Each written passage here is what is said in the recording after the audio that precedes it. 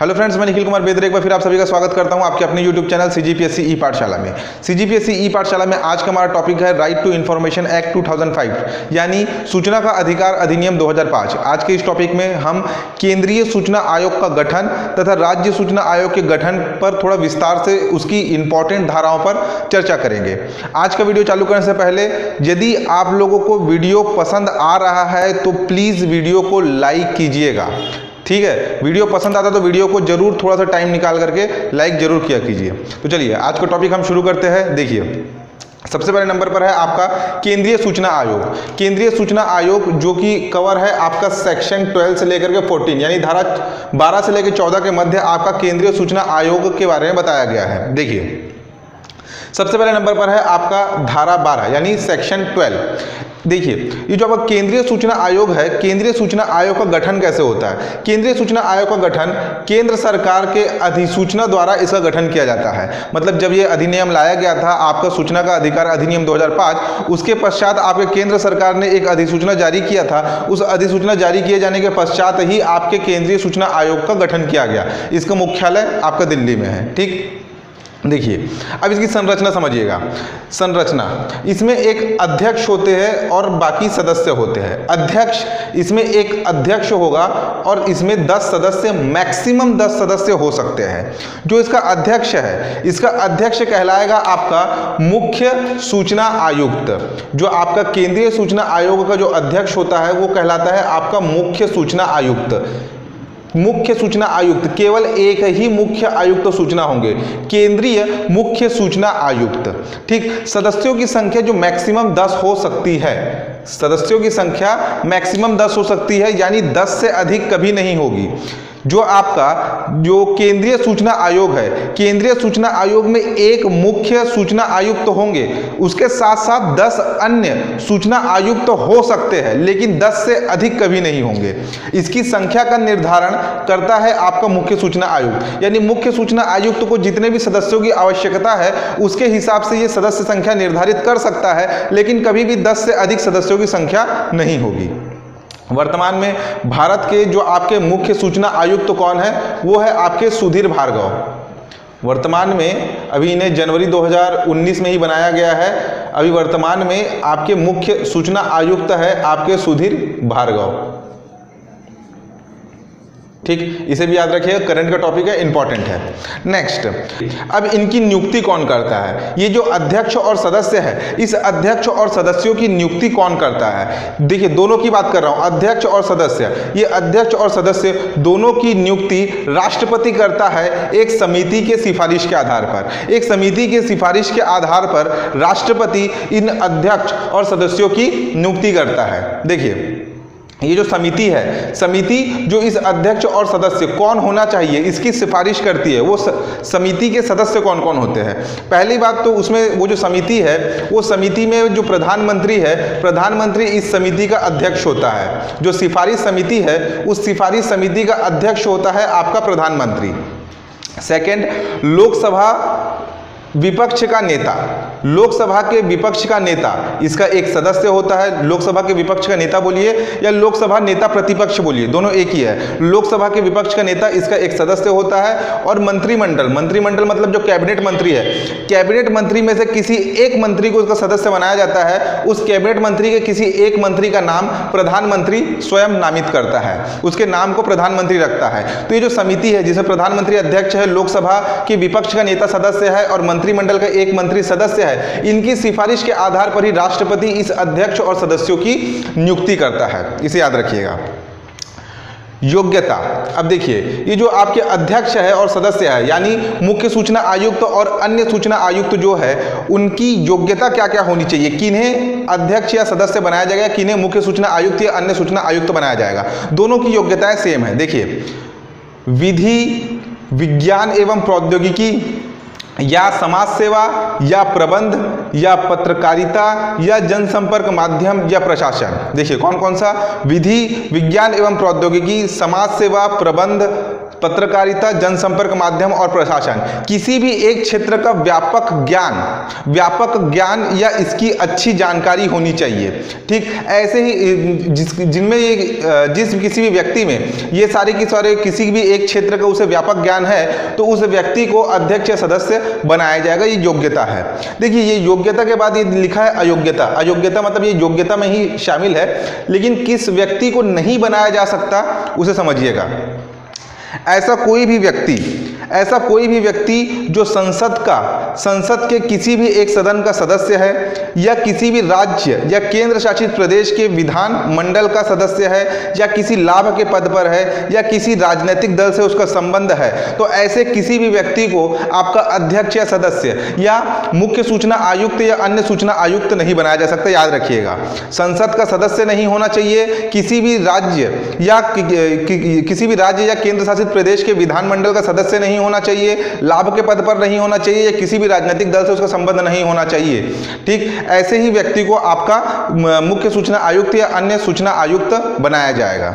ठीक, ये अयोग्यताएं हैं। ठीक, इनमें ये चीजें, अगर कोई व्यक्ति सदस्य है या विधानमंडल का सदस्य है, लाभ के पद पर है या किसी भी राजनीतिक दल से संबंधित है, तो ऐसे किसी भी व्यक्ति को आपका बनाया नहीं जाएगा।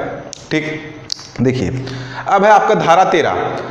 देखिए, जो आपका धारा 12 है यानी सेक्शन 12 है, उसमें गठन, संरचना, नियुक्ति, योग्यता, अयोग्यता, ये सारे चीजें शामिल है। ध्यान दीजिएगा, सारे चीजें, गठन, संरचना, नियुक्ति, योग्यता और अयोग्यता। अब देखिए सेक्शन 13 या धारा 13, देखिए इसमें बताया गया पदावधि, मतलब जो आपके ये जो मुख्य सूचना आयुक्त और जो अन्य सूचना आयुक्त, दोनों की बात कर रहा हूं, मुख्य सूचना आयुक्त और अन्य सूचना आयुक्त, इनकी पदावधि कितनी होगी। देखिए, ये जो मुख्य सूचना आयुक्त हो या अन्य सूचना आयुक्त है, वे मैक्सिमम 5 साल के लिए नियुक्त किए जाएंगे। 5 साल या 65 वर्ष की आयु, दोनों में से जो पहले हो। ठीक, या तो जब जो इनकी रिटायरमेंट का जो समय है, रिटायरमेंट का समय या तो 5 साल के लिए होगा, या अगर वो 65 वर्ष के हो जाते हैं तो उस समय वे रिटायर हो जाएंगे। ठीक, दूसरा इंपॉर्टेंट चीज, इसे ध्यान दीजिएगा, ये जो आपके CIC means chief information commissioner है, यानी जो आपके मुख्य सूचना आयुक्त है, मुख्य सूचना आयुक्त पुनर्नियुक्ति के लिए पात्र नहीं होगा। यानी एक बार यदि कोई व्यक्ति मुख्य सूचना आयुक्त बन जाता है तो उसकी पुनर्नियुक्ति उस पद पर दोबारा नहीं की जाएगी। इसमें अलग से मेंशन किया गया है, याद रखिएगा। देखिए, ये जो आपका ये जो सूचना आयुक्त है, सूचना आयुक्त के लिए भी मेंशन किया गया है कि यदि कोई व्यक्ति एक बार आपका सूचना आयुक्त बन जाता है तो दोबारा उसे उस पद पर पुनर्नियुक्त नहीं किया जाएगा। लेकिन एक चीज याद रखिएगा, ये जो आपका मुख्य, जो आपके अन्य सूचना आयुक्त है, मतलब ये अन्य सूचना आयुक्त मुख्य सूचना आयुक्त पर नियुक्त किए जा सकते हैं। यानी इन्हें इन्हीं के पद पर दोबारा नियुक्त नहीं किया जाएगा। ना ही मुख्य सूचना आयुक्त को उसके पद पर दोबारा नियुक्त किया जाएगा, ना ही सूचना आयुक्त को उसके पद पर दोबारा नियुक्त किया जाएगा। लेकिन जो आपके सूचना आयुक्त है यानी अन्य सूचना आयुक्त है, वो प्रमोट होकर के या उनकी नियुक्ति आपके मुख्य सूचना आयुक्त के रूप में की जा सकती है। ठीक, देखिए अब इन्हें इनके पद की शपथ कौन दिलाता है? इन्हें इनकी पद की शपथ दिलाता है आपका राष्ट्रपति। पद त्याग, ये अपने पद का त्याग कैसे करेंगे? राष्ट्रपति को संबोधित करते हुए एक हस्ताक्षरित लेख लिखकर अपनी इस निर्धारित अवधि से पहले भी ये अपने पद से त्याग दे सकते हैं, यानी त्याग पत्र के माध्यम से।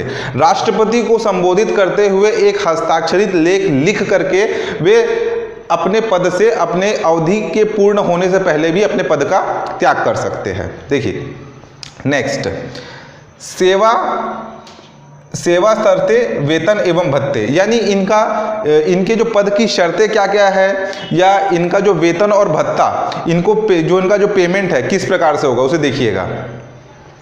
ये जो आपका मुख्य सूचना आयुक्त है, मुख्य सूचना जो आयुक्त है, मुख्य सूचना आयुक्त की सेवा शर्तें और वेतन एवं भत्ते आपके मुख्य निर्वाचन आयुक्त, देखिए यहाँ निर्वाचन है, यहाँ सूचना है, मुख्य निर्वाचन आयुक्त के समान होगा। मुख्य निर्वाचन आयुक्त मतलब चीफ इलेक्शन कमिश्नर, ठीक। ये क्या है? चीफ इंफॉर्मेशन कमिश्नर, ये क्या है? Chief election commissioner. तो जो आपके मुख्य सूचना आयुक्त है, मुख्य सूचना आयुक्त की सेवा एवं शर्तें, वेतन एवं भत्ते मुख्य निर्वाचन आयुक्त के समान होंगे। वैसे ही आपके अन्य सूचना आयुक्त के सेवा एवं शर्तें, वेतन एवं भत्ते आपके अन्य निर्वाचन आयुक्त के समान होंगे। देखिए, जो भी है सेवा शर्तें सूचना आयुक्त के, वे निर्वाचन आयुक्त के समान होंगे, ठीक। देखिए नेक्स्ट, सेक्शन 13 यहीं खत्म। अब आता है आपका सेक्शन 14 यानी धारा 14। धारा 14 में है पद मुक्ति, मतलब ये इनके पद से कब मुक्त किया जा सकता है। कारण क्या होगा? कारण होगा जब इन पर कोई कदाचार साबित हो, किसी भी प्रकार का कदाचार साबित होने की स्थिति में या असमर्थता के आधार पर, यानी वो किसी कार्य को करने में असमर्थ हो रहे हैं, कदाचार की स्थिति में या असमर्थता के आधार पर सुप्रीम कोर्ट के जांच के पश्चात, सुप्रीम कोर्ट, उच्चतम न्यायालय या सर्वोच्च न्यायालय, सुप्रीम कोर्ट के जांच के पश्चात राष्ट्रपति के आदेश पर इन्हें पदमुक्त कर दिया जाएगा। कारण केवल एक ही होगा, क्या? साबित कदाचार या असमर्थता के आधार पर। किसके द्वारा? सुप्रीम कोर्ट के जांच के पश्चात राष्ट्रपति के द्वारा उसे उसके पद से मुक्त कर दिया जाएगा, ठीक। तो यही है आपका धारा 12 से लेकर 14 तक, जिसमें केंद्रीय सूचना आयोग के बारे में बताया गया है, ठीक। तो 12, 13, 14 अब समझिएगा। ये जो केंद्रीय सूचना आयोग है, इस केंद्रीय सूचना आयोग के समान ही एकदम सेम टू सेम है आपका राज्य सूचना आयोग। देखिए, थोड़ा सा चेंजेस करना है। जैसे आपका जो केंद्रीय सूचना आयोग है ये 12 से आपका 14 है, तो आपका राज्य सूचना आयोग, देखिए मैं आपको अलग से नहीं बता रहा हूँ, ज़्यादा स्टडी मटेरियल बनाने से कोई मतलब नहीं है, ठीक। आप इसी में समझ लीजिए, आप इसी में समझिएगा क्या है।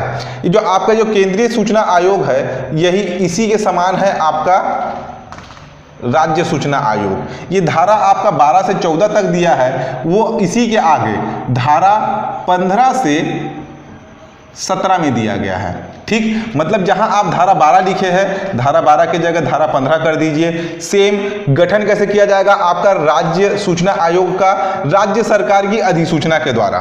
अध्यक्ष एक ही होगा, जो यहां पर आपका मुख्य सूचना आयुक्त है, यानी केंद्रीय मुख्य सूचना आयुक्त है, वहां हो जाएगा आपका राज्य मुख्य सूचना आयुक्त। अध्यक्ष की संख्या 1 सेम रहेगी, सदस्यों की संख्या 10 सेम रहेगी, सदस्यों की संख्या 10 से अधिक नहीं हो सकती। अब देखिए, नियुक्ति जो यहाँ पर आपका केंद्रीय सूचना आयोग में राष्ट्रपति कर रहा था, वहीं पर आपका राज्य सूचना आयोग में आपका राज्य मुख्य सूचना आयुक्त की नियुक्ति आपका राज्यपाल करेगा। जहां पे राष्ट्रपति का कार्य हो रहा था, वहां पे अब वह कार्य कौन करेगा? आपका राज्यपाल। अब इसकी भी एक सिफारिश समिति है, जो इस सिफारिश समिति का जो अध्यक्ष यहाँ पे प्रधानमंत्री था, इस प्रधानमंत्री की जगह अब कौन हो जाएगा? प्रधानमंत्री के समकक्ष राज्य में क्या होता है? मुख्यमंत्री। तो इसमें हो जाएगा आपका मुख्यमंत्री, ठीक। ये जो आपका लोकसभा में जो विपक्ष का नेता था, तो लोकसभा में विपक्ष के नेता की जगह आ जाएगा आपके विधानसभा का नेता प्रतिपक्ष, विधानसभा का नेता प्रतिपक्ष, ठीक। योग्यता सेम रहेगी, अयोग्यता भी सेम रहेगी। अयोग्यता में ये सब शामिल है, संसद का सदस्य नहीं होना चाहिए, विधानमंडल का सदस्य नहीं होना चाहिए, लाभ के पद पर नहीं होना चाहिए, किसी भी राजनीतिक दल से उसका संबंध नहीं होना चाहिए, सारी की सारी चीजें सेम रहेगी, ठीक। धारा जो आपका यहाँ पे 13 दिया हुआ है, तो हमने यहाँ 15 कवर किया, तो ये हो जाएगा आपका 16, ठीक। 16 इसमें भी सेम रहेगा, पदावधि 5 वर्ष या 65 वर्ष, दोनों में से जो पहले हो जाए। शपथ कौन दिलाएगा? शपथ यहाँ पे दिलाएगा आपका राज्यपाल। इसके लिए भी सेम कंडीशन है, जो CIC है, यानी जो राज्य मुख्य सूचना आयुक्त है, उसे दोबारा उसके पद पर पुनर्नियुक्त नहीं किया जा सकता।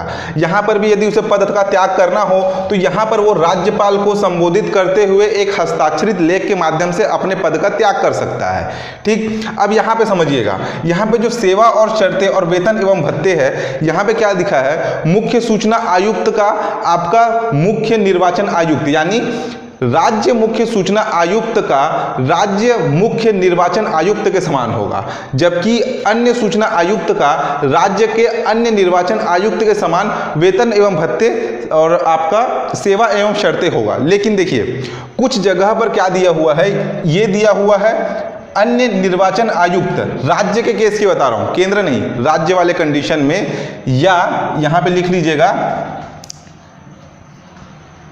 राज्य मुख्य सचिव। देखिए ये वाला सेम रहेगा, जो राज्य मुख्य सूचना आयुक्त है उसका सेम रहेगा राज्य मुख्य निर्वाचन आयुक्त के समान, लेकिन जो अन्य सूचना आयुक्त है राज्य के लिए वो अन्य निर्वाचन आयुक्त या राज्य के मुख्य सचिव के समान उसके सेवा या शर्तें या वेतन एवं भत्ते होंगे। बस यहाँ पे आपको एक चीज ध्यान रखना है। बाकी जो आपका सेक्शन यहाँ पे 14 है, यहाँ पे आपका हो जाएगा आपका सेक्शन 17 पदमुक्ति सेम रहेगा, साबित कदाचार एवं असमर्थता के आधार पर किसके द्वारा की जाएगी। यहां पे आप हाई कोर्ट मत कीजिएगा, यहां पर भी आपका सुप्रीम कोर्ट है। सुप्रीम कोर्ट के जांच के पश्चात राज्यपाल के आदेश पर उसे पदमुक्त कर दिया जाएगा। ठीक।